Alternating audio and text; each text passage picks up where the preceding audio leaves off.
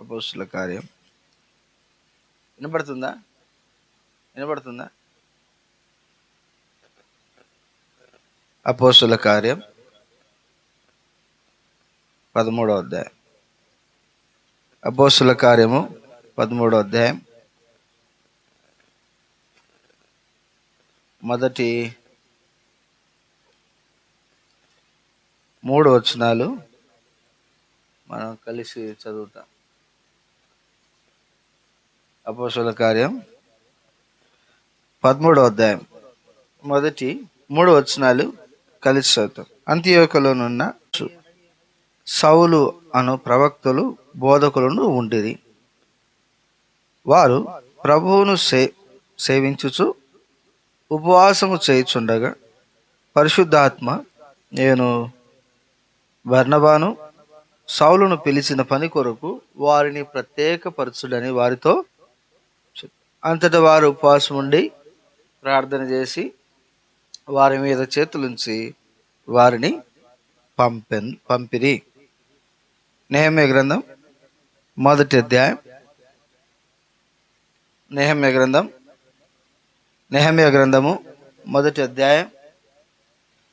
నెహెమ్యా గ్రంథం మొదటి అధ్యాయం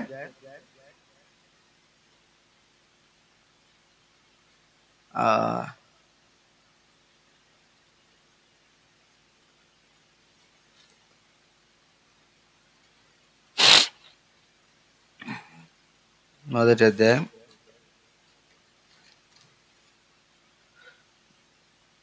4వ వచనం.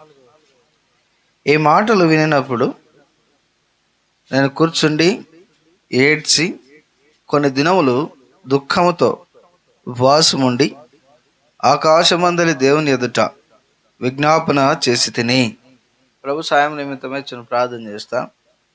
ప్రమల తండ్రి, చిన్న మందగా మేము చేరి వచ్చినాం. ఈ సమయాన్ని మాకెంతో దీవించండి. నీ వాక్య వెలుగులో ప్రభు మమ్మల్ని బలపరచండి. ప్రార్థన కొరకై మాకు సహాయం చేయండి. ఎక్కడ 2-3 కూడి నా నామమును ప్రార్థన చేస్తారో వారి మధ్యన నేనుంటానని మీరు చెప్పినారు కనుక మా మధ్యన మీరు ఉండండి. ఈ ప్రార్థన కూడిక మాకు ఆశీర్వాదకరంగా వచ్చాయి. వచ్చిన మాతో మాట్లాడము. ఈ దేవా, ఈ సమయాన్ని మాకెంతో ఆశీర్వాదకరంగా వచ్చాయి. ప్రభునామమున ప్రార్థించి వేడుచున్నాము తండ్రి, ఆమేన్. ఇక్కడ మనం చూస్తూ వచ్చినాము అపోస్తుల కార్యం 13వ అధ్యాయంలో, అలాగే నెహెమ్యా గ్రంథం మొదటి అధ్యాయం 4వ వచనంలో కూడా చూస్తూ వచ్చినాం. ఏంటి అంటే వారు ఉపవాసం ఉండి ప్రార్థన చేస్తూ ఉన్నారు.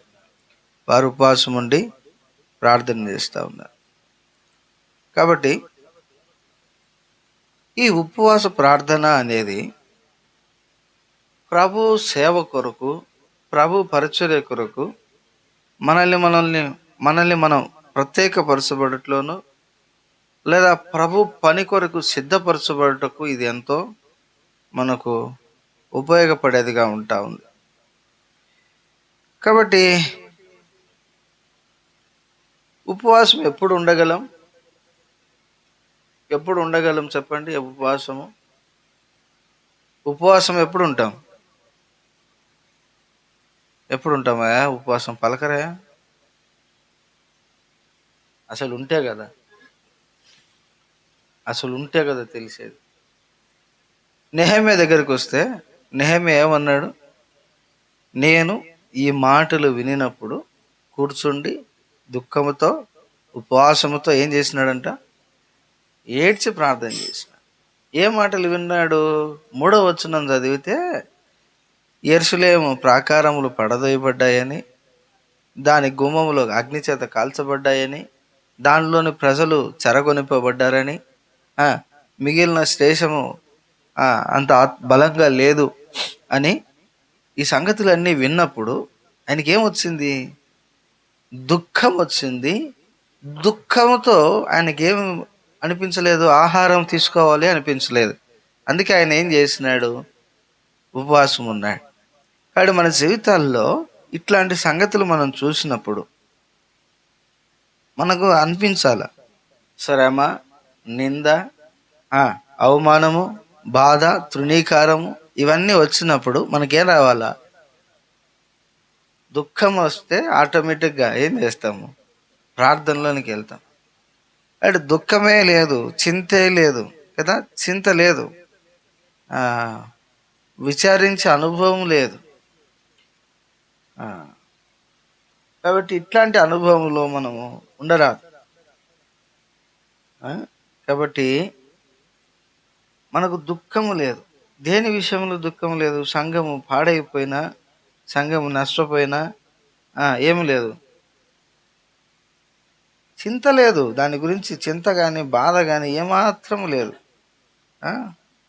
కాబట్టి చింత లేకపోతే మనకు, అంటే దాని విషయంలో భారం లేకపోతే మనము ప్రార్థనలో వెళ్ళలేం. కాబట్టి నెహమ్యాకు దాని విషయమై బాధ అనిపించింది, దుఃఖం వచ్చేసింది ఆ మాటలు విన్నప్పుడు. చాలాసార్లు నేను చింతామణిల గురించి వింటా ఉన్నప్పుడు ఏడ్చి ప్రార్థన చేసినాం, ప్రభా సంఘము కట్టబడాలా, నష్టపోయింది. మీరు నమ్మరు, మేము చేసే ప్రతి ప్రార్థనలో ఆ సంఘం కోసం ప్రార్థన చేసినాం, చింతామణి మందిరం కోసం, చిక్బల్లాపూర్ కోసం కూడా ప్రార్థన చేసినాం. సంఘం చెదిరిపోయింది అన్నప్పుడు, విశ్వాసులు ఎవరు రావట్లేదు అన్నప్పుడు ఎంత ఏడ్చినామో మేము. మా మందిరంలో ఆడ సేవ చేసేటప్పుడు ఆ మందిరంలో చెప్పేవాళ్ళం, సంఘ ప్రార్థనలో చింతామణి కోసం ప్రార్థన చేయండి, మందిరం నిలబడాలి. కాబట్టి ఇట్లా మందిరంలో గురించినటువంటి భారము ఆయనకుంది. ఎవరికి? నెహమ్యాకి. శ్రమ, నింద, పడదోయబడుట ఇవన్నీ చూసినప్పుడు ఆయన ప్రార్థన చేసినాడు. ప్రాకారము లేని పట్టణము, హృదయమును భద్రము చేసుకోలేని మనుషుడు పాడైపోవును. కాబట్టి పాడైపోయిన పురముతో సమానం. పాడైపోయిన పురం, అంటే పట్టణం ప్రాకారం పడిపోతే అది పాడైపోయిన పురంతో సమానం. కాబట్టి ప్రభు ఈ ప్రాకారం నిలబెట్టు అని అడగాలి. తర్వాత మనం చూస్తే నెహమ్యా నేను దుఃఖముతో ఉపవాసం ఉండి అనే మాట చూస్తున్నాం. సరే, ఎప్పుడు ప్రార్థించగలము అంటే శ్రమ వచ్చినప్పుడు నెహమ్యా ఏం చేస్తున్నాడు? ప్రార్థిస్తున్నాడు. అందుకే యాకోబు పత్రికలో ఏం రాయబడింది? మీలో ఎవరికైనాను శ్రమ కలిగినా, చదవండి అన్నమాట యాకోబు పత్రిక. నిన్న సంఘ ప్రార్థనలో కూడా చూపించిన అనుకుంటా, గుర్తుందా? యాకోబు పత్రిక 5వ అధ్యాయం 10వ వచనం, 13వ వచనం. మీలో ఎవరికైనాను శ్రమ సంభవించనా అతడు ప్రార్థన చేయవలను, ఎవరికైనాను సంతోషము కలిగినా అతడు కీర్తనలు పాడవలను. ఇక్కడ శ్రమ వచ్చినప్పుడు సంఘం ఏం చేయాలా? శ్రమ వస్తే సాధారణంగా ఏం చేస్తాము? ఆ రోజు మందిరానికి పోం. దుఃఖం వస్తే ఏం చేస్తాం చెప్పండి? ఏం ప్రార్థనలే అప్ప, ఎంత చేసినా అంతే. ఏమయ్యా, శ్రమ వస్తే ఏం చేయాలా? ప్రార్థన చేయాలి. నెహమ్యా దినాలలో నెహమ్యాకు శ్రమ రాలే. ఎవరికి శ్రమ వచ్చింది? నెహమ్యా ఎక్కడున్నాడు? షూషను కోటలో ఓ మంచి పొజిషన్లో ఉన్నాడు నెహమ్యా. రాజు దగ్గర ఉన్నాడు. రాజు తిండికి కొదవలేదు, బట్టకు కొదవలేదు, పనికి కొదవలేదు. అయితే శ్రమ ఎవరికి? యెరూషలేములో తన వారికి, తన సంఘానికి. కాబట్టి శ్రమ వాళ్ళకి ఎవరికో వచ్చిందో మనకు సంబంధం లేదని ఉండకూడదు కదా. వారి క్షేమమే మన క్షేమం. మాట ఏషియా గ్రంథంలోనూ హెజ్కేలు గ్రంథంలోనూ ఉంది, వారి క్షేమమే మీ క్షేమం. ఆ మాట మేము చదివినాం అనుకుంటే హెజ్కేలు గ్రంథంలో ఉంటుంది. చదవండి ఆ మాట. హెజ్కేలు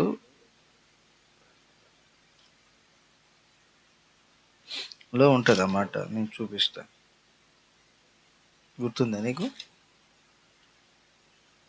కాబట్టి వారి క్షేమమే మన క్షేమం. కాబట్టి మనం జ్ఞాపకం చేసుకోవాలా ఏంటంటే ప్రభు సంఘం యొక్క క్షేమం. కాబట్టి శ్రమ వచ్చింది సంఘానికి. ఏం చేసింది ఆ దినాల్లో సంఘము? నెహమ్యా ఏం చేసినాడు? ప్రార్థన చేసినాడు. వ్యక్తిగతంగా సంఘంగానే కాదు, వ్యక్తిగతంగా కూడా మనకు శ్రమలు వచ్చినప్పుడు మనం ఏం చేయాలా? ప్రార్థన చేయాలి. ప్రార్థన చేసినప్పుడు ప్రభు ఆ ప్రార్థన ఆలకించి ఆ బంధకముల గుండా, ఆ శ్రమల గుండా ఎలాగో పోవాలో, ముందుకు సాగిపోవాలో ఆయన మార్గం కలగజేస్తాడు. ఆయన శోధనతో పాటు తప్పించుకొనుటకు మార్గమును చూపును కలగజేయును అని ఉంది కొరింథీ పత్రిక. కాబట్టి ఆయన శ్రమ వచ్చినప్పుడు కృంగిపోకుండా, అందుకే సామెతల గ్రంథంలో ఒక మాట ఉంటుంది, శ్రమ దినమున నీవు కృంగిన ఎడల చేతగాని వాడు వాగుదువు అని ఉంటుంది. శ్రమ దినాన ఏం కాకూడదు? కృంగిపోకూడదు. వింటున్నావా? శ్రమ దినాన ఏం కాకూడదు? కృంగిపోతే ఏమవుతావు? చేతగాని వాళ్ళం అవుతావు కదా. శ్రమ దినాన ఏం కాకూడదు? కృంగిపోకూడదు. ప్రభువును చూచుచు మన ఎదుట ఉంచబడిన పందెములో ఓపికతో పరిగెత్తాలి. ఎబ్రీ పత్రిక 12:2 ప్రకారం. కాబట్టి నెహమ్యా దినాల్లో సంఘానికి శ్రమ వచ్చినప్పుడు యెరూషలేము పట్టబడి ప్రాకారములు పడిపోయి అగ్ని చేత కాల్చబడి నింద అవమానమును ఎదుర్కొంటున్న దినాల్లో నెహమ్యా ఏం చేసినాడు? ప్రార్థన చేసినాడు. ఎట్లా ప్రార్థన చేసినాడు? ఉపవాసం ఉండి ప్రార్థన చేసినాడు. ఉపవాసం అంటే అర్థం ఏంటి? ఉప అంటే సమీపించుట. ఉప అంటే ఏంటి? సమీపించుట. వాసము అంటే దగ్గరగా ఉండుట. అంటే ఇక్కడ మనం జ్ఞాపకం చేసుకుంటే నెహమ్యా ప్రార్థన చేయడానికి మునుపు తాను దేవునికి దగ్గరగా చేసుకుంటున్నాడు. తాను దేవునికి ఏం చేస్తున్నాడు? దగ్గరగా చేసుకుంటున్నాడు. మరి మనం దగ్గరగా ఉన్నామో దూరంగా ఉన్నామా? దగ్గరగా ఉన్నామో దూరంగా ఉన్నామా? చెప్పండి. దేవునికి దగ్గరగా ఉన్నామా దూరంగా ఉన్నామా? ఎందుకు దూరంగా ఉన్నాము? దూరంగా ఉండడానికి గల కారణాలు ఏంటి? 2-3 కారణాలు చూస్తాం. యెషయా గ్రంథం 59 మొదటి వచనం చదవండి. యెషయా 59 మొదటి వచనం. యెషయా గ్రంథము 59వ అధ్యాయం మొదటి వచనం. రక్షింపనేరకుండానట్లు యెహోవా హస్తము కురసగాలేదు, విననేరకి ఉండునట్లు ఆయన చెవులు మందము కాలేదు. మీ దోషములు మీకును మీ దేవునికిని అడ్డముగా వచ్చును. మీ పాపములు ఆయన ముఖమును మరుగుపరచను గనక ఆయన ఆలకింపకున్నాడు. దూరంగా ఉండడానికి గల కారణం ఏంటి? మన దోషములు, మన పాపములు దేవునికి ఎట్లున్నాయంట? అడ్డుగా ఉన్నాయి. కాబట్టి ఆయన ప్రార్థన వినడానికి ఆలకింపుకున్నాడు. అటు దూరంగా ఉండడానికి కారణం ఏంటి? పాపము.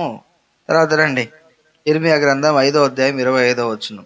ఎందుకు దూరంగా ఉన్నాము? మొదటి పాపము, దోషములు. తర్వాత ఇర్మియా గ్రంథం 5:25.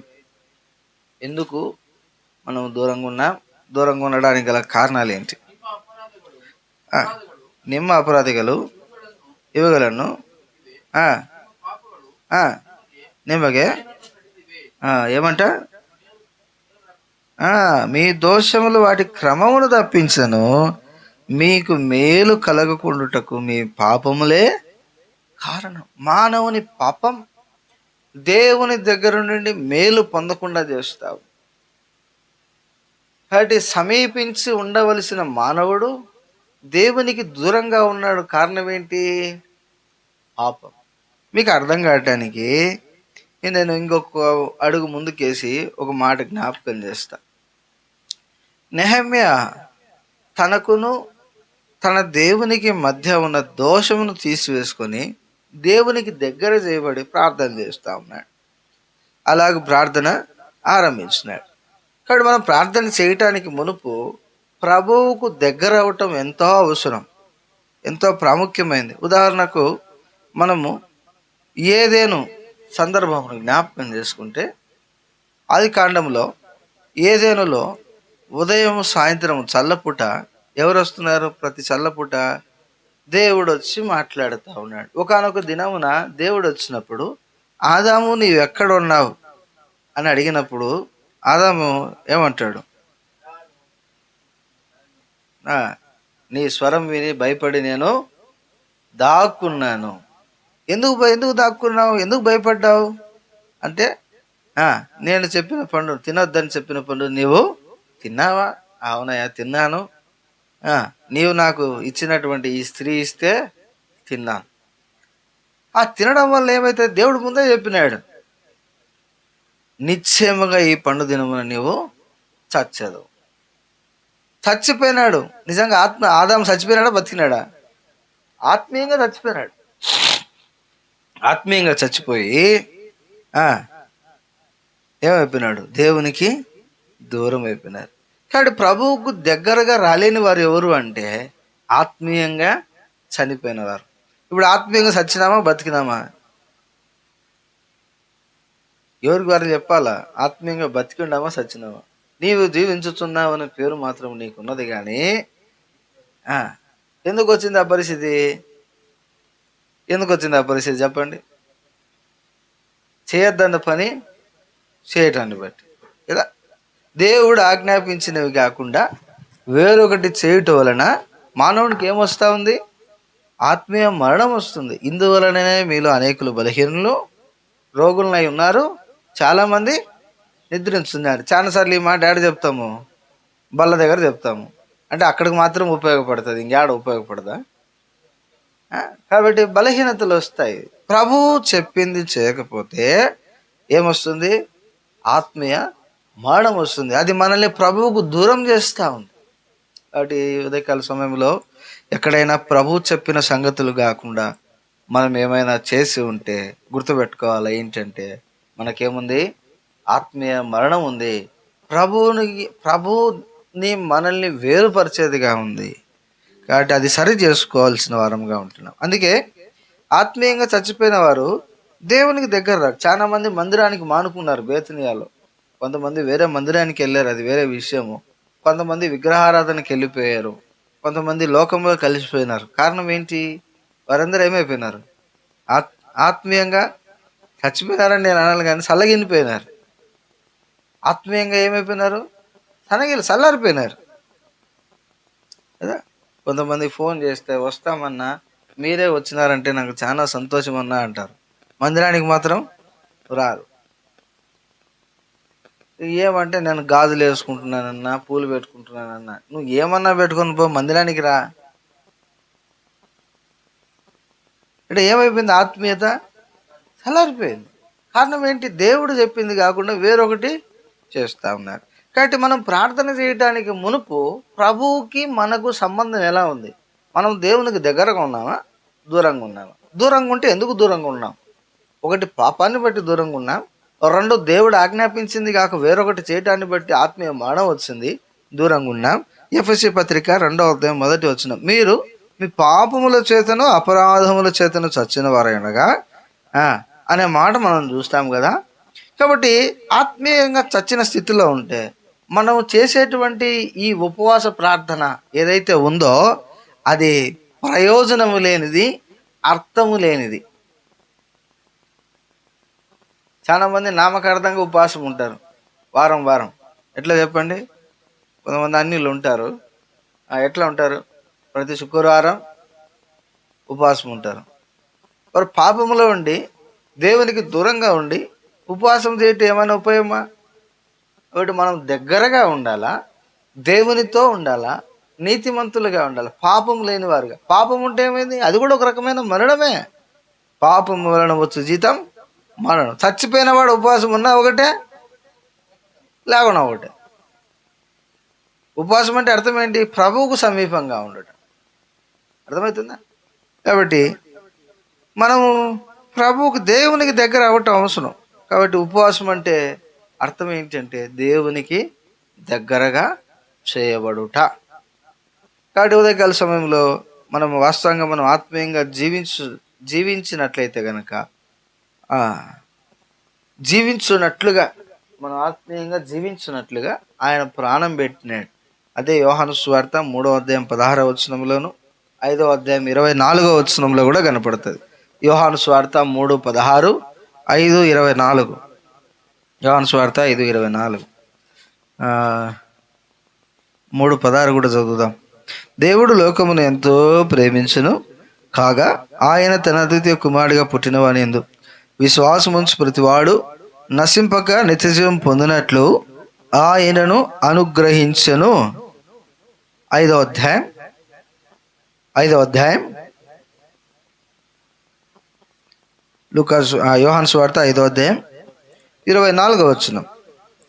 నా మాట విని నన్ను పంపినవనేది విశ్వాసం ఉంచువాడు నిత్య జీవము గలవాడు. వాడు తీర్పులోనికి రాక మరణంలోని జీవనకు దాటి ఉన్నాడని మీతో నిశ్చయముగా చెప్పుచున్నాను. ఒకటి విశ్వాసం ఉంచుట వలన జీవము, ఒకటి విశ్వాసం ఉంచుట వలన జీవము, రెండు ఆయన మాట వినుట వలన కూడా జీవం. ఇంకో మాటలు చెప్పాలంటే ఆయన మాట విని ఆయన యందు విశ్వాసం ఉంచువాడు జీవము గలవాడు అనే మాట మనం చూస్తున్నాం. దేవునికి దగ్గర అవ్వాలంటే మనలో ఏముండాలా? విశ్వాసము ఉండాలి.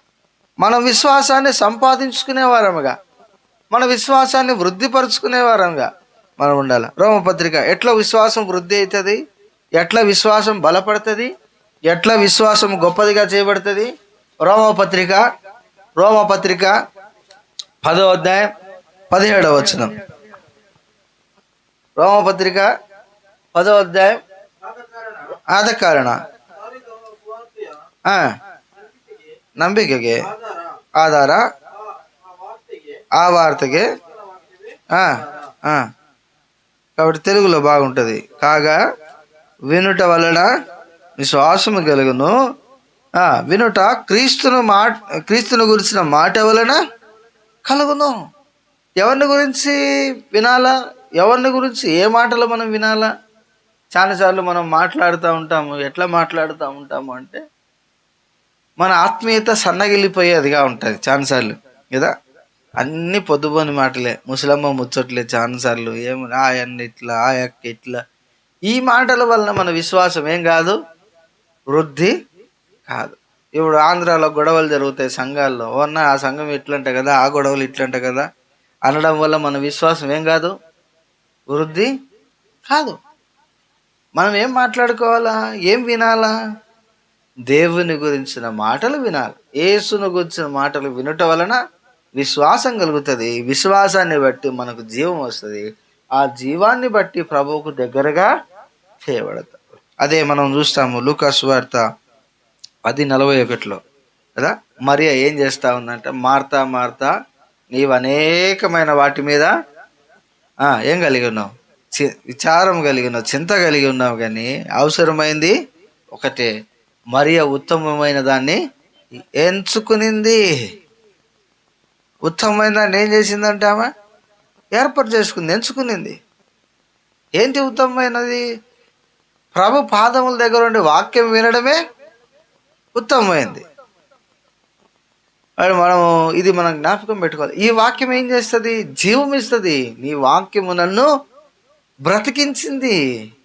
వాక్యములో జీవం ఉంది. ఆ జీవాన్ని మనం సంపాదించుకుంటే విశ్వాసమును బట్టి ప్రభువుకు దగ్గరగా చేయబడతాము కదా. చాలాసార్లు ఇది మర్చిపోయి వాక్యాన్ని నిర్లక్ష్యం చేసేవారము కాబట్టి అందుకే ప్రభువుకు దూరం. ఎవడైతే వాక్యానికి ప్రాముఖ్యత ఇవ్వడో, ఎవరైతే వాక్యానికి విలువ ఇవ్వరో వారి జీవితంలో ఏముండదు చెప్పండి? జీవం ఉండదు. ప్రభువా నీ వాక్యమును నాకు ప్రాముఖ్యతగా ఎంచుకున్నాడు, నాకు సహాయం చేయి.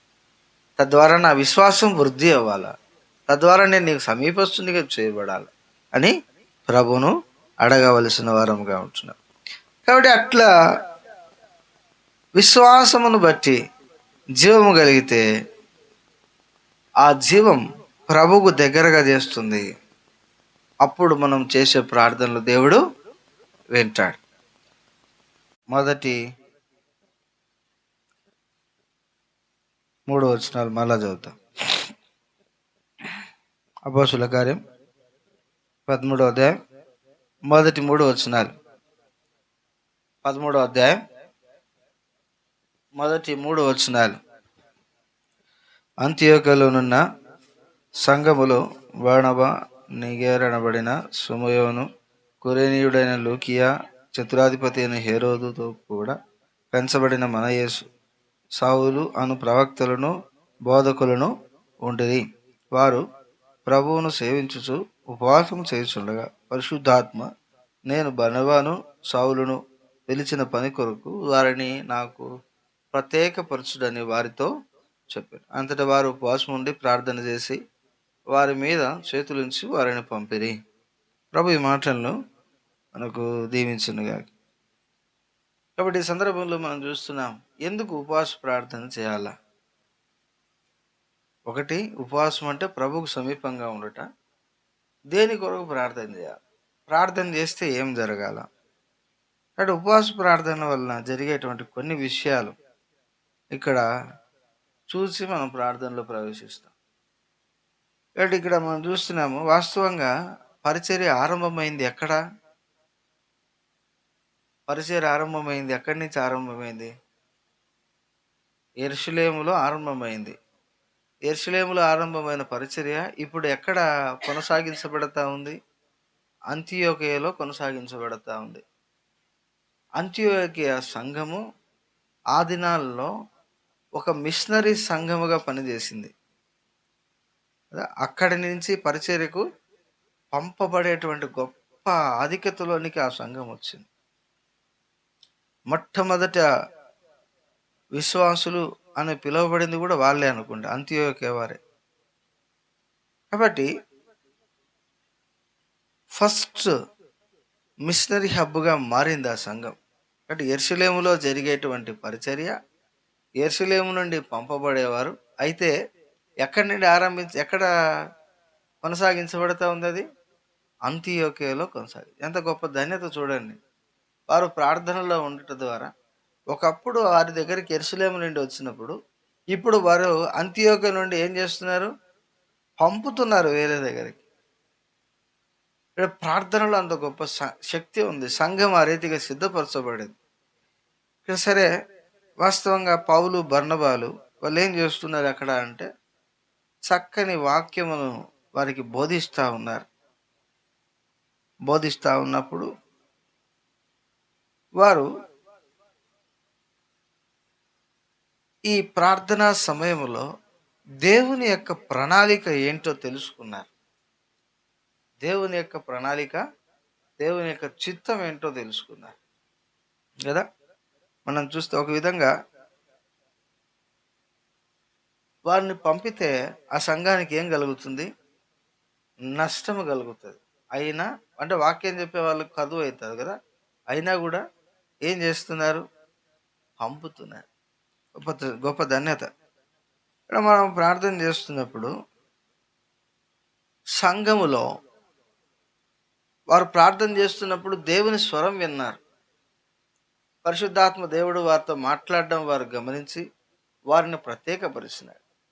మనం ప్రార్థన చేస్తున్నప్పుడు దేవుని స్వరము వినే వారముగా ఉండాలి. చాలాసార్లు మనం ప్రార్థన చేస్తాము, కానీ దేవుడు ఏం మాట్లాడాలనుకుంటున్నాడో అది మనం వినం కదా. మనం ఏం చెప్పాలనుకుంటున్నామో చెప్తాము, లేచి వెళ్ళిపోతాం. కానీ వాళ్ళు ఏం చేస్తున్నారు? దేవుని స్వరం, పరిశుద్ధాత్మ దేవుని స్వరాన్ని వారు విన్నారు.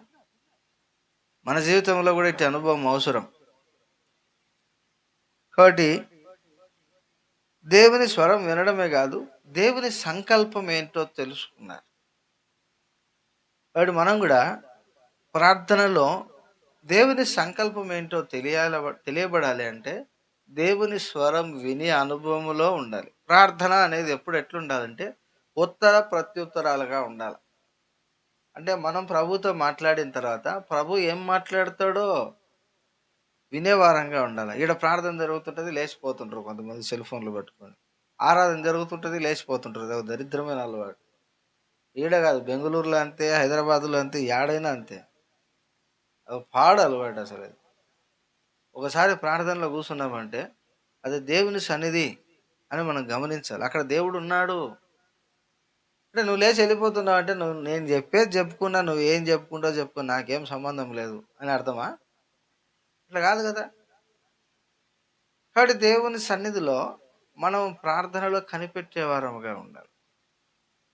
కాబట్టి మెలకువగలిగి నడుచుకునే అనుభవం మనకు ఎంతో అవసరం. ఇక్కడ మనం ఎందుకొరకు ప్రార్థన చేయాలి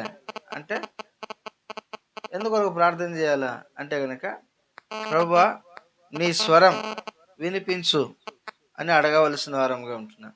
ప్రభువా నీ స్వరము వినిపించు. సంఘములో నీ స్వరం వినబడాలా, సంఘములో నీ సంకల్పం తెలియాలా, నీ చిత్తము తెలియాలా, నీ ఉద్దేశాలు తెలియాలా. ఒక సంఘములోనే కాదు, కుటుంబంలో కూడా దేవుని చిత్తము, దేవుని సంకల్పం అవసరం.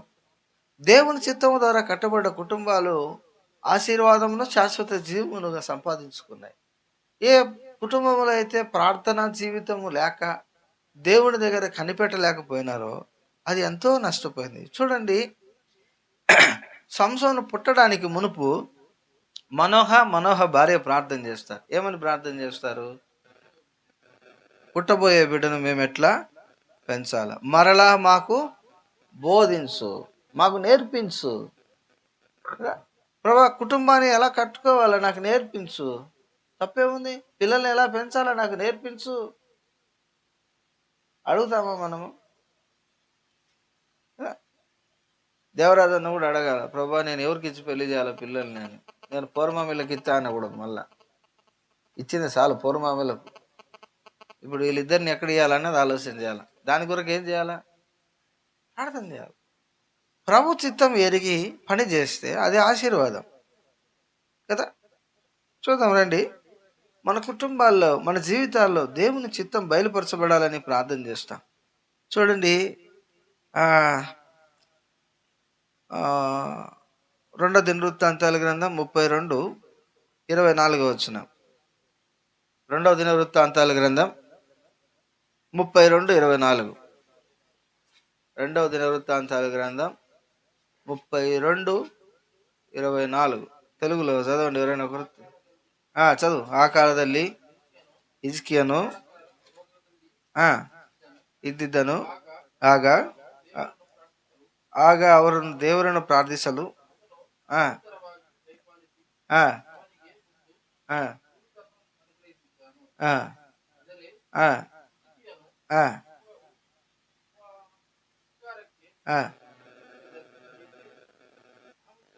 చాలు తెలుగులో చదువుతాను చూడు. ఆ దినములలో హిజ్కియా రోగి మరణదశలో ఉండెను. అతడు యెహోవాకు మొరపెట్టగా ఆయన అతనికి తన చిత్తమును తెలియపరిచి ఏం చేసినాడంట? హిజ్కియా మొరపెట్టినప్పుడు తన చిత్తము తెలియజేసినాడు. వాడు మనం మొరపెడితే దేవుడు ఏం చేస్తాడు? చిత్తము తెలియజేస్తాడు. దేవాని చిత్తము నెరవేర్చు నాకు నేర్పు. అడుగుతామా? చాలాసార్లు మనం దేవుని చిత్తం నెరవేర్చడానికి ఇష్టపడం. ఎందుకు చెప్పండి? దేవుని చిత్తం ఎందుకు నెరవేర్చం చెప్పండి? ఏమయ్యా, అడిగితే కానీ చెప్పరు, అడిగినా కూడా చెప్పట్లేదు. దేవుని చిత్తం నెరవేరిస్తే మనకేముండదు, సంతోషం ఉండదు. కాబట్టి గురించిన మర్మము మనకు తెలియజేసి మనకు సంపూర్ణమైన జ్ఞాన వివేచన కలుగునట్లు ఆ కృపను మన ఎడల విస్తరింపజేశాడు. ప్రార్థన చేస్తే ఏం చేస్తాడు దేవుడు? జ్ఞానం ఇస్తాడు. చిత్తము తెలుసుకోవడానికి తెలియపరుస్తాడు. ఆయనే తెలియపరిచి జ్ఞానం ఇచ్చి కృపను విస్తరింపజేస్తాడు. కాబట్టి ఇక్కడ వారు ప్రార్థన చేస్తున్నప్పుడు ప్రభు స్వరం వారు విన్నారు. దేవుని స్వరం విని పౌలును తర్వాత ఎవరిని? బర్నబాను పంపమని ప్రత్యేకపరచమని చెప్పినప్పుడు వారు అలాగూ చేసినారు. కాబట్టి సంఘములో మనం దేని కొరకు ప్రార్థన చేయాలా? సంఘములో అయినా కుటుంబంలో అయినా దేని కొరకు ప్రార్థన చేయాలి చెప్పండి? దేని కొరకు ప్రార్థన చేయాలి? దేవా నీ చిత్తము మాకు తెలియపరచు. సంఘంలో దేవుని చిత్తం తెలియజేయకపోతే సేవకుడైనా విశ్వాసి అయినా ఎంతో. యేసు ప్రభు భూమి మీదకి వచ్చినప్పుడు ఏమంటాడు? నా తండ్రి చిత్తము నెరవేర్చుట నాకు ఆహారమును పానమైనది. తాను పంపిన వారి చిత్తం నెరవేర్చున్నాడు కదా. పంపిన వానికి లోబడ్డాడు ఆయన. కాబట్టి యేసుక్రీస్తు నిన్ను నన్ను సంఘములో ఉంచినాడు. ఈ సంఘములో ఆయన చిత్తం నెరవేరాలి. అర్థమవుతుందా? సంఘములో ఎవరి చిత్తం నెరవేరాలా? దేవుని చిత్తం. ప్రభు నీ చిత్తం ఏంటి? దాని కొరకు ప్రార్థన చేస్తాం. ఇవన్నీ ప్రార్థన మనవులుగా మనం మార్చుకోవాలి. అపొస్తలుల కార్యం 13వ అధ్యాయం 2వ వచనం చదవండి. వారు ప్రభువును సేవించుచు ఉపవాసం చేయుచుండగా పరిశుద్ధాత్మ నేను బర్నబాను సౌలును పిలిచిన పని కొరకు వారిని ప్రత్యేకపరచుడని వారితో చెప్పాను. కాబట్టి ప్రభు పిలిచిన పని కొరకు ప్రత్యేకపరచమన్నాడు. వాస్తవంగా గలతీ పత్రికలు అంటాడు, నేను గర్భమున రూపింపబడక మునిపే ఆయన నన్ను తన పని కొరకు నియమించను. పౌలు చెప్పినాడు ఈ మాట. కాబట్టి ఈ ప్రార్థన ద్వారా దేవుడు పిలిచిన ఉద్దేశం నెరవేర్చబడాలి. ఆ పని కొరకు మనం ప్రత్యేకపరచుకోవాలి. దాని కొరకు మనం ప్రార్థన చేయాలి. ప్రతి మానవుణ్ణి ఒక్కొక్క పని కొరకు ప్రభు పిలిచాడు. మోషేని పిలిచినప్పుడు ఎందుకు పిలిచినాడు చెప్పండి? ఇశ్రాయేలు ప్రజలను విడిపించడానికి. అబ్రాహామును పిలిచినప్పుడు ఎందుకు పిలిచినాడు?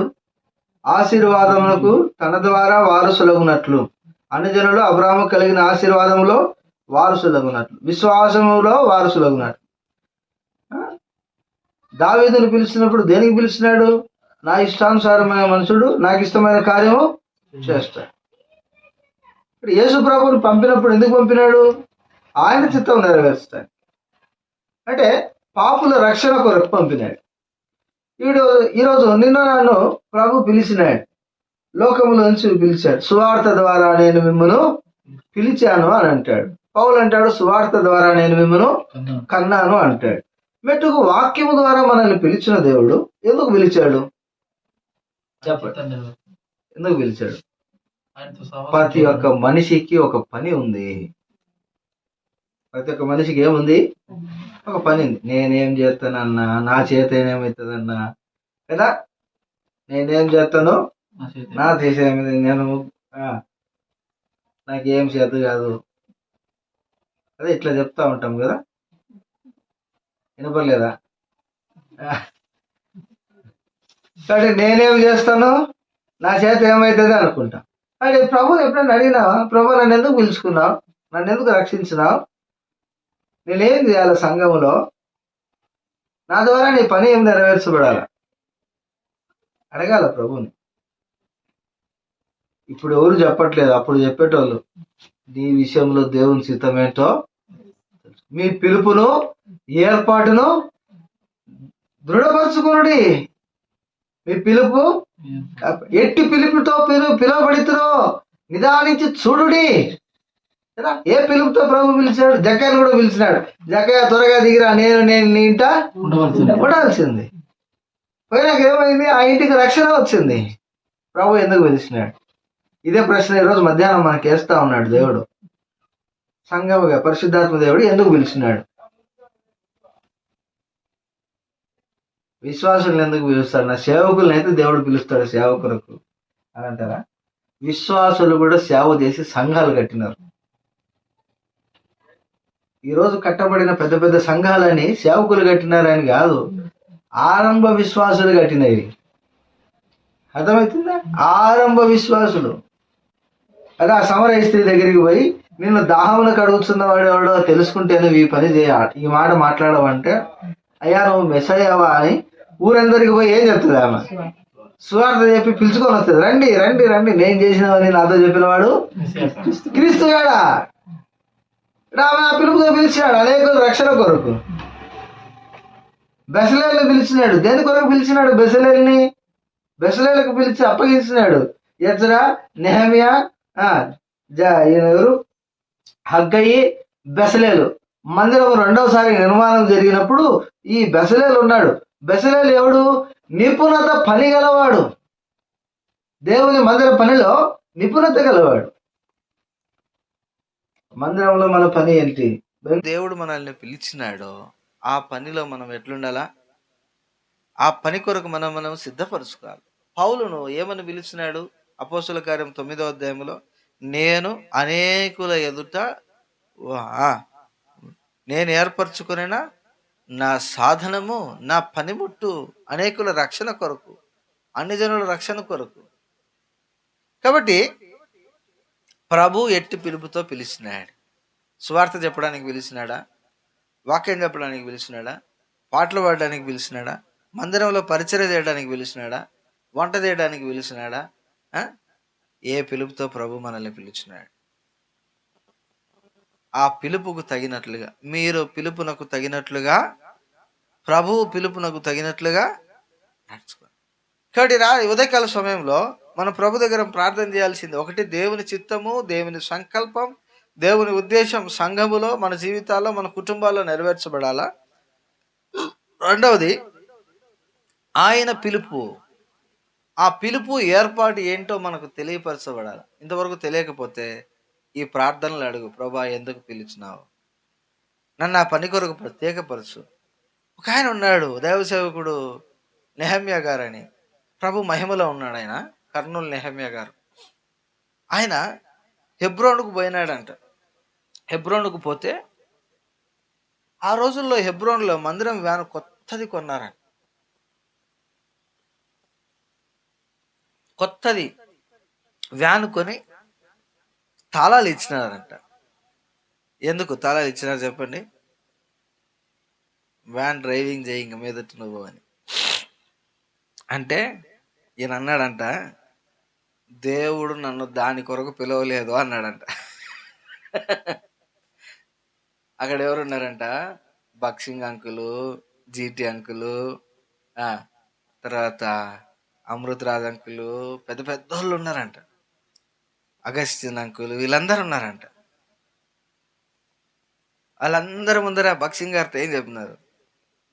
నన్ను ఈ పిలుపుతో పిలవలే. అందరూ పనులు కొరుకుతా ఉన్నారట. ఈయనకి ఏం తెలియలేదురా, అంత పెద్ద ఆయన పిలిచి ఇస్తే మాకన్నా చెప్పాలి కదా, డైరెక్ట్ బక్సింగ్ గారికే చెప్పినాడే, బక్సింగ్ గారి మాటకి ఎదురు చెప్తాడు వీడు అని అనుకున్నారు. మరి ఏ పిలుపుతో పిలిచినాడు? వాక్య సేవకులు. లూకాసు వార్త 1వ అధ్యాయంలో ఉంటాయి వాక్య సేవకులు అని ఉంటాయి. నన్ను వాక్యం చెప్పడానికే పిలిచినాడు అన్నాడు. తర్వాత ఏమైంది తెలుసా? ఓ సైకిల్ ఇచ్చి సంఘాలు తిప్పుతూ వచ్చినారు, పో ఆ మందిరంలో వాక్యం చెప్పు, ఈ మందిరంలో వాక్యం చెప్పు అని. ఒకరోజు ఆ వ్యాన్కు కొత్త డ్రైవర్ని అపాయింట్ చేసినారు. అంటే తరపిదిలో ఉన్న సేవకుని కొత్త ఆయన పెట్టినారు. ఈయనను చూసి, ఆ డ్రైవింగ్ సీట్ కాడ ఒక ఫ్యాన్ ఉంటుంది, ఆ ఫ్యాన్ కింద కూర్చొని డ్రైవింగ్ చేసుకోక నీకెందుకయ్యా ఈ కష్టాలు, సైకిల్లో తిరుగుతా అని ఎగతాళి చేసినాడు. ఎవరిని? నెహమ్యా అంకుల్ని. అయినా కూడా ఆయన ఆ పిలుపుకు తగినట్లుగానే బ్రతికినాడు. ఆయన చచ్చిపోయేంత వరకు, ప్రభు దగ్గరికి వెళ్ళిపోయేంత వరకు వాక్యం అద్భుతంగా చెప్తూ వచ్చినాడు. ఎంతో మందిని రక్షించినాడు ఆయన పరిచర్య ద్వారా. ఇక్కడ నిన్ను ఏ పిలుపుతో పిలిచినాడు అది మనం ఎరగాల. మనల్ని ఏ పిలుపుతో పిలిచినాడు అని ఎరగాల. తర్వాత మూడవది, వారి అంతటా వారు ఉపవాసం ఉండి ప్రార్థన చేసి వారి చేతుల నుంచి వారిని పంపినారు. కానీ ఇక్కడ వారు పంపినారు అంటే రాయబారులుగా పంపుతూ వచ్చినారు. ఎవరికి రాయబారులు? క్రీస్తుకు రాయబారులు. అదే పౌలు అంటాడు 2 కొరింథీ 5వ అధ్యాయం 20వ వచనంలో, మేము క్రీస్తుకు రాయబారులము అంటాడు. ఇక్కడ మనము సంఘము ఎవరికి రాయబారులుగా ఉండాలా? ఎవరికి రాయబారులుగా ఉండాలా? యేసు ప్రభుకు రాయబారులుగా ఉండాలి. కృపావరానికో ఇంకొక అన్నకో రాయబారులు కాదు. ఓ సంఘంలో సేవ చేస్తా ఉంటే సంఘం అంతా ఆయనకు రాయబారులుగా ఉన్నారు. ఇక్కడ సంఘములో మనం ఎవరికి రాయబారులుగా ఉండాలా? దేవునికి రాయబారు. ప్రభు నీకు రాయబారులుగా అంటే రాయబారులు అంటే చెప్పండి, రాయబారులు అంటే ఎవరు? సువార్త ప్రకటించేవారు, సాటించేవారు, ప్రభువును ప్రతిబింబించేవారు, ప్రభువును గురించి ప్రచురపరిచేవారు. ప్రభు నిన్ను ప్రచురపరిచేవారముగా. తద్వారా ఏమవుతుంది? క్రీస్తు శరీరము క్షమాభివృద్ధి చెందినట్లు కదా. అదే ఎఫెసీ 4:11, 12, 13లో కూడా కొందరిని అపోస్తులుగాను, కొందరిని స్వార్థికులుగాను, కొందరిని పరిచారకులుగాను, దేవుడు కొందరిని కాపరులుగాను ఏర్పాటు చేసినాడు. ఆ పిలుపులో ఉన్న ఏర్పాటు అది. కాబట్టి ఆ ఏర్పాటుకు తగినట్లుగా మనం బ్రతకాలా, రాయబారులుగా బ్రతకాలా. సువార్త పని కొరకు వారిని పంపినప్పుడు 8వ వచనం చదవండి. 13వ అధ్యాయం 8వ వచనం ఏమైంది? 13వ అధ్యాయం 8వ వచనం, కలిసి పెట్టావా రాగి 13:8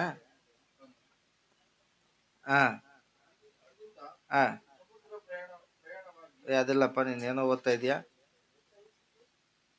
ఆ, అయితే ఎలుమ ఆ అధిపతిని విశ్వాసం నుండి తొలగింపవలనని యత్నము చేసి వారిని ఎదిరించను. ఎలుమ అను పేరునకు గారిడివాడని అర్థం. అందుకు పౌలు అనబడిన సౌలు పరిశుద్ధాత్మతో నిండినవాడై అతన్ని తేరి చూసి, సమస్తము కపటముతోనూ సమస్తము దుర్మార్గముతోనూ నిండినవాడా, అపవాది కుమారుడా, సమస్త నీతికి విరోధి, నీ ప్రభు యొక్క తినని మార్గంలో చెడగొట్టుట మానవా, ఇదిగో ప్రభువు తన చెయ్యి నీ మీద ఎత్తి ఉన్నాడు, నీవు కొంతకాలం గుడ్డివాడవై సూర్యుని చూడకుందు అని చెప్పాను. వెంటనే మబ్బును చీకటి అతన్ని కమ్మెను. గనక అతడు తిరుగుచూ ఎవరైనా చేయి పట్టుకొని నడిపింతురా అని వెతుకుచుండెను. అంతటా ఆ అధిపతి జరిగిన దాన్ని చూసి ప్రభు బోధకు ఆశ్చర్యపడి విశ్వసించెను. వీళ్ళు సువార్తకు పోయినప్పుడు ఆ ప్రాంతంలో ఎక్కడికి పోయినారు? కుప్రకు వెళ్ళినాడు. కుప్రకు వెళ్తే అక్కడ సేవ చేస్తూ ఉంటే ఒకడు వచ్చినాడు, గారడి వాడు వచ్చి దేవుని సేవను నష్టపరిచి విశ్వాసము నుండి తప్పించాలి అనుకున్నాడు. అయితే అక్కడ పరిశుద్ధాత్మ కార్యం వారిలో జరగటం మనం చూస్తాం. కాబట్టి వారిని పంపినప్పుడు రాబోయేటువంటి ప్రతికూల పరిస్థితులకు ఈ ప్రార్థన వారిని ఎంతో సిద్ధపరిచింది. ఈ ఉపవాస ప్రార్థన రాబోయేటువంటి పోరాటాలను జయించగలిగేటువంటి ఆత్మశక్తి వారిలో నింపింది. కాబట్టి ఉదయకాల సమయంలో రాబోయే పరిస్థితులన్నీ కూడా మనం తట్టుకొని నిలబడే శక్తి గల వారం కావాలంటే ఇట్టి ప్రార్థనలు మనకు అవసరం. అందుకే ప్రభు అన్నాడు, ఏమన్నాడు? మీరు శోధనలో ప్రవేశించకుండానట్లు ఏం చేయాలా? మెలకువ కావండి, ప్రార్థన చేయండి. తిని పండుకోమని చెప్పలే. 3 పూట్ల తిని, అసలు మానవుడు తినాల్సింది ఎన్ని పూటలా? తినాల్సింది ఎన్ని పూట్ల? 3 పూట్ల. 2 పూటలు, పొద్దున రాత్రి. మన పెద్దోళ్ళు ఏం చేసినారు? పెట్టి పెట్టి పెట్టి పెట్టి ఇప్పుడు అవి 3 పూటలు అయినాయి. 3 పూటలు కాస్త ఇప్పుడు ఎన్ని అయినాయి? 6 అయినాయి. 4 కాదు, 6 అయినాయి. పూటకు 2 సార్లు తింటాం. పూటకు 2 సార్లు దొరికినప్పుడల్లా దోసేదే. కాబట్టి ఇంక అంత దోచి ఆడ ప్రార్థన చేస్తాము. పొట్ట నిద్ర వచ్చుంటుంది, పండుకొని నిద్రపోతుంటాం. కళ్ళకు బాగా నిద్ర వస్తుంది. మెలకువగలిగి ప్రార్థన చేయండి. శోధనలో ప్రవేశించకున్నట్లు, శ్రమలు జయించడానికి, కష్టములు జయించడానికి. దానియేలు, షడ్రక్, మేషక్, అబేద్నెగోలు అగ్నిగుండములో, సింహాల బొనులో ఎలా జయించగలిగినారు వాళ్ళు? చెప్పండి. ప్రార్థన ద్వారా. దేశమందంతటా ఏ దేవునికి మ్రొక్కకూడదని ఒక చట్టం వస్తే దానియేలు మాత్రం యెరూషలేము వైపు తన కిటికీ తెరిచి ఏం చేసినాడు? ఆయన ప్రార్థన చేసినాడు. డోర్లన్నీ మూసుకొని పండుకునేది మనం, అంతేనా? వాళ్ళేమో కిటికీలు తెరిచి ప్రార్థన చేసి మనమేమో డోర్లు వేసుకొని పండుకునే. ఇంకేడ మనం ఏడ శత్రువుని జయిస్తాము?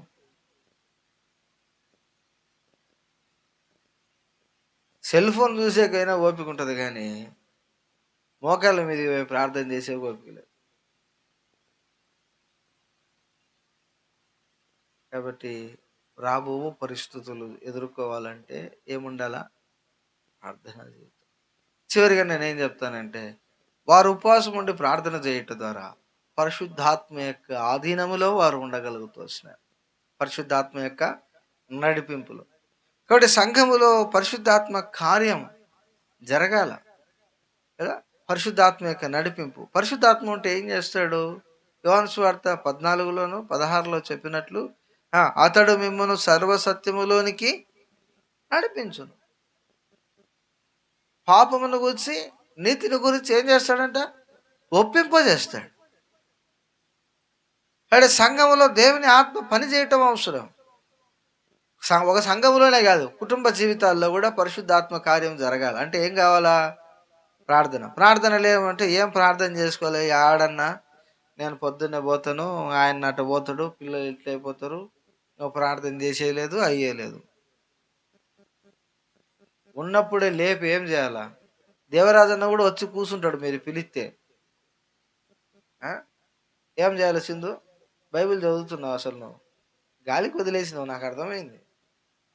చదువుతున్నావా? ఆ! ప్రార్థన జీవితం అవసరం. ఇప్పటి నుంచే మొదలుపెట్టండి. రోజుకు ఒక 3 గంటలు ఏం సింధు నీకే చెప్తున్నా. ఆ రాబోయే పరిస్థితులు ఎదుర్కోవాలంటే ఇప్పటి నుంచి నువ్వేం చేయాలా? ప్రార్థనలో ఉండాలి. మీరు శోధనను జయించినట్లుగా మెలకువ కలిగి ఏం చేయాలా? ప్రార్థన చేయాలి. ఏ ఇంట్లో ప్రార్థన ఉండదో ఆ ఇంట్లో నష్టం. కాబట్టి సోదరుడు, సహోదరి, ప్రేమతో చెప్పే సంగతులు ఏంటంటే, ఎందుకు మనం ఉపవాస ప్రార్థన చేయాలి అంటే 4 విషయాలు. ఒకటి, ప్రభు స్వరం మనం వినే అనుభవంలో ఉండాలంటే మనలో ఏముండాలా? ప్రార్థనా జీవితం ఉండాలి. ప్రభు చిత్తము తెలియపరచబడాలంటే ఏముండాలా? ప్రార్థనా జీవితం ఉండాలి. సంఘంలోనే కాదు, కుటుంబంలో కూడా. తర్వాత ఏంటి? వారు ఆ పిలుపునకు తగినట్లుగా చేయబడాలని ప్రభు కోరినాడు. నేను పిలిచిన పని కొరకు వారిని ప్రత్యేకపరచు. ఆ పని కొరకు ప్రభా, నువ్వు ఏ పిలుపుతో పిలిచావో ఆ సంఘములో ఆ పని చేయడానికి నాకు సహాయం చేయి. ఆ పని కొరకు నన్ను ప్రత్యేకపరచు అని అడగాలి. మూడోది ఏంటి చెప్పండి? క్రీస్తుకు రాయబారులు, దేవుని స్వార్థను ప్రకటించేవారు. నాలుగోది ఏంటి చెప్పండి? నాలుగోది ఏంటి? రాబోయే పోరాటాలు, శ్రమలు, బాధలు జయించాలంటే ఇప్పుడు మనం ప్రార్థనలో ఉండాలి. గత 2 సంవత్సరాల కాలం సంఘం శ్రమల పాలైంది. కారణం ఏంటి చెప్పండి? సంఘంలో ప్రార్థన లేదు, కుటుంబాల్లో ప్రార్థన లేదు. కాబట్టి జరిగిన నష్టాన్ని ప్రభు దగ్గర ఒప్పుకుందాము. మనల్ని మనం ప్రభు ప్రతిష్ఠించుకుంటాం. ఈ అనుభవం సంఘము కలిగి ఉండాలని ప్రార్థన చేస్తూ, ఈ ఇంటి కొరకు, అలాగే సంఘము కొరకు, రాబోయే దినాల పరిచర్య కొరకు ప్రార్థన చేస్తాం. ప్రభు ఈ మాటలను దీవించును.